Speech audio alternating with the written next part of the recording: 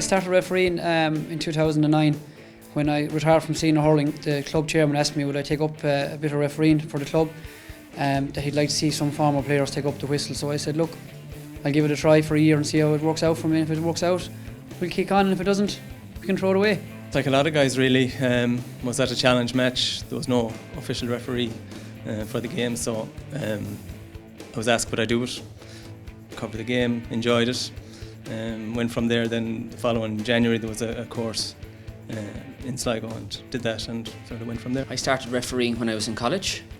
I was watching a Common Month School match where two teachers couldn't decide who was to referee the match, and they came over to me as the neutral and asked me to referee it, and it just went from there. I kind of started a bit different to maybe most referees. I got injured way back, a long time ago now, but I was playing senior football in hurling at the time, and the call came from the chairman of the club that I do a referee's course, and that's how my refereeing took off. I discovered I was maybe a better referee than a player then, you know. Why not? That's the simple way you could say it. I don't know, why not? Like there's great openings for refereeing, and there's you don't have to.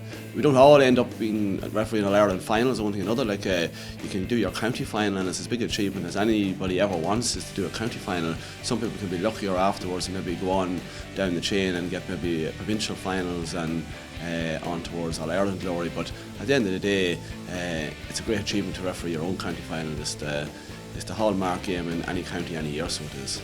Referees have always just tabooed as that they're the most hated person, and sometimes you wonder if it's true or not. But personally, as a player, I would never have been a referee lover either. I would have been no angel, and I'll not deny the fact. But I think if you can go out and call them all names, you can at least try it out for yourself and see how it goes. For me, I see it as a challenge for anyone. If anyone thinks they're maybe better than the guy they're looking at on the TV Sunday in and Sunday out, they should have a go at it and see can they do it. You either kind of have a flair for it or you don't. I think that it's a great outlet for people that are, let's say, finished playing. Like I was coming near the end of my career playing football, and this just happened by chance to come along, and it took wheels from there, and I enjoyed it, like, you know.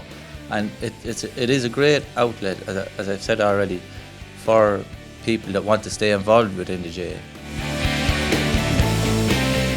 I think that's a question that I think all referees who are refereeing are asked constantly, why do you do it?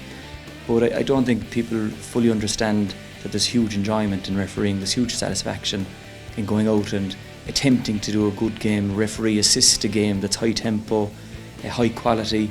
And you know, from underage games right up to senior level, there's always something new in the game that, you know, a rule that hasn't come up in a while pops up, or an event or a foul that you haven't seen previously. So there's something new in every game, and every day is a learning experience in relation to the refereeing. Well, I still referee because as I started off, I didn't know what to be like, but as I progressed through the grades, I got a real buzz out of it, and I love it now, and I couldn't see myself doing anything else at the moment, only refereeing.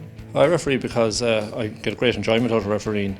As I say, you'd love to play hurling at a top level, and you never got that opportunity to do that, and refereeing, I feel, is a great opportunity to get out and get involved and get into big matches and get into Crow Park and things like that. The enjoyment of it and the buzz you get, no matter what game it is, you still go out there and you have to perform to your best, but really the enjoyment is very good, you know.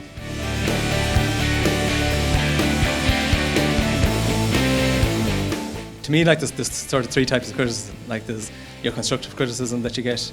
You have people around you that you trust their opinions. People probably here within this organisation here gives it to you straight. You have to take that on board. You mightn't like it, but you have to take it on board and you have to drive on with it. I think there's unfair criticism. I think sometimes people in the media, sometimes from supporters, not always justified. I think there's other times then when criticism is justified. I think you make a mistake, you put your hands up, you say, look, I got it wrong.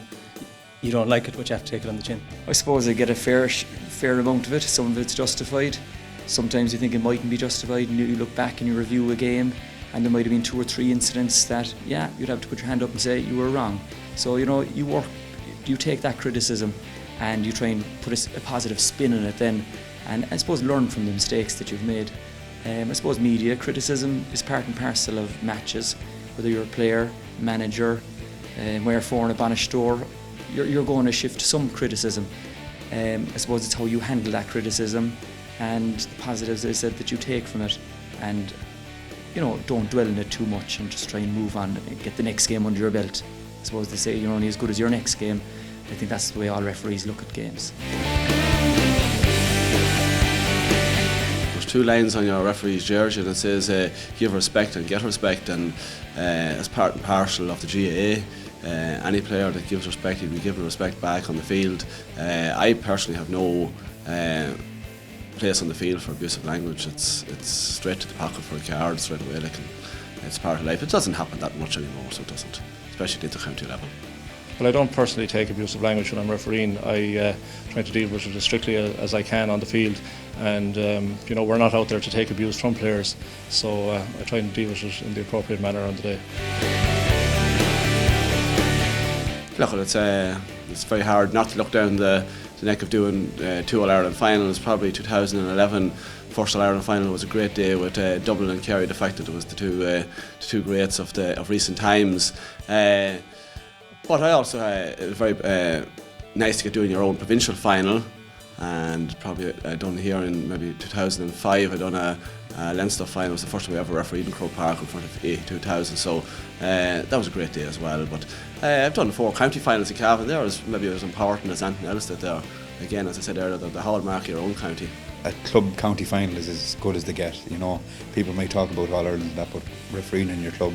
And I suppose my highlight was 2013 All Ireland qualifier down in Nolan Park.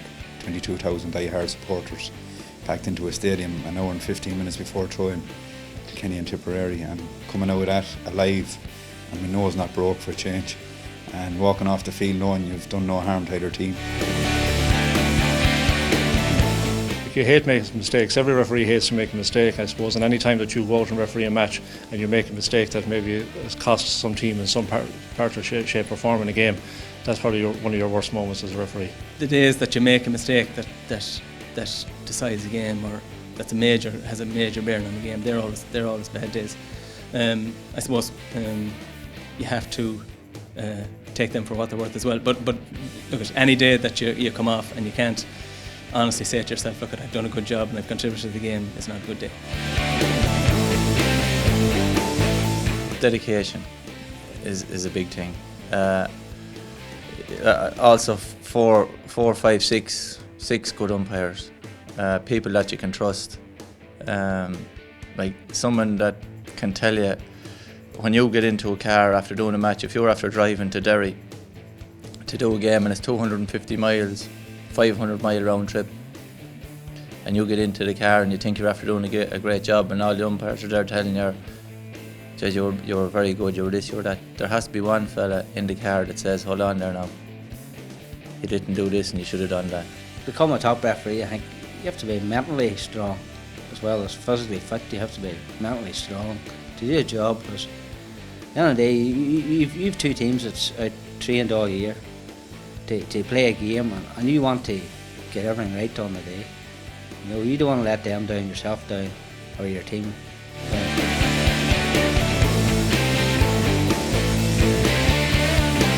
Get a good team around them. Get a good lot of encouragement from your club, from your family. Get a good team in place. That's one of the major things. And don't give up straight away. Give it a chance, because a lot of referees probably when starting off in their first year, they get a bit of criticism one thing or another, and they don't like it and don't take it too well, and they quit very quickly. One thing I would say is give it a chance, give it a go, and don't quit just because somebody has a word in your ear that maybe doesn't go down the right way. The best piece of advice I was ever given in relation to refereeing was always to try to get into the best position to make the correct call, and I'd stand by that. You try and surround yourself with good GAA men from the club, put white coats on them, make umpires out of them, good experience men. Take advice when good advice has been given to you, and watch the top guys at it. In every code, you'll take something from every referee in every code, but the top GAA guys, they're really good at it. If you can take something from each referee, try and implement it yourself, you'll be okay.